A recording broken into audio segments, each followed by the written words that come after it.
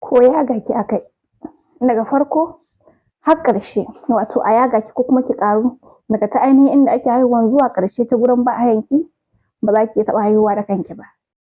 Allah ya kyauta in bari a yi min aiki, da a yi min aiki gwara in bari in ƙaru ko in yage, ai ƙarshe iya abin idan na haihu ɗinka ni za a yi an wuce gurin. Saboda tsabar tsanar da kuka yi ma aiki ko kuma in ce CS kenan, kun gwammace ku ƙaru ko kuma irin kun gwammace a bar ku ai kuna ganin cewa za ku iya haihuwa da kanku. Ba kowane lalura ba ne ba ake mace za ta iya haihuwa da kanta, kuma ita ma macen ba zaɓinta ba ne ba, ba ita ta so ba, amma haka abin yake zuwa. Akwai matakan da idan har ma an san cewa za ki iya haihuwa da kanki, iya ƙaruwan ne kawai za a bar ki ne ki ƙaru, kafin ma a bari ki ƙaru za a ƙara ki, albashin an gama a yi ɗinkin. Amma sai dai kuma akwai laluran da dole wannan aikin dai sai an yi shi, domin ana son a ceci ran abin da ke cikin ciki da kuma ran ita mai ɗauke da juna biyun kenan.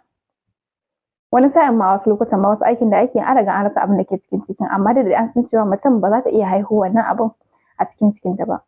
ko a haifo shi ko kuma a hiddo shi ko kuma a bari ma ya ruɓe, dole dai wannan aikin sai an yi shi. Da yawanci wanda ake ƙara mace ko kuma wanda ake bari a ƙara mace shi ne wanda an san ma daga ciki an san irin ƙugunta yana a wadace ne, tana da wadataccen ƙugu, ƙashin ƙugu kenan, wanda yaron ma zai iya ya riga ya shiga, amma me saboda yaron babba ne irin wanda ake ce ma microscopic baby, to ya riga ya zo kawai wannan abin da ake buƙata dama a ɗan ƙara ki ne ki haihu da kanki sai a ɗinki. Amma akwai lalura ko kuma in ce muku wasu conditions ɗin da dole ba za ki haihuwa da kanki ba, daga ciki akwai pelvic disproportion. A wannan lokacin za ku ga akwai matan da ke da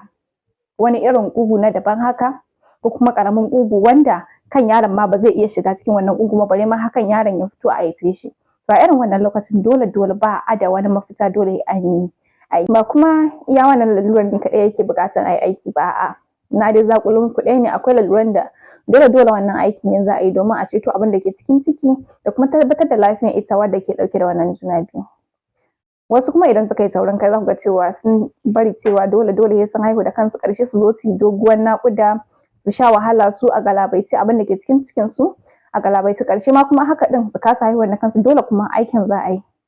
Ga wahalar da suka gama sha kuma sannan kuma a zo a aiki kuma sannan a zo a ciro yaron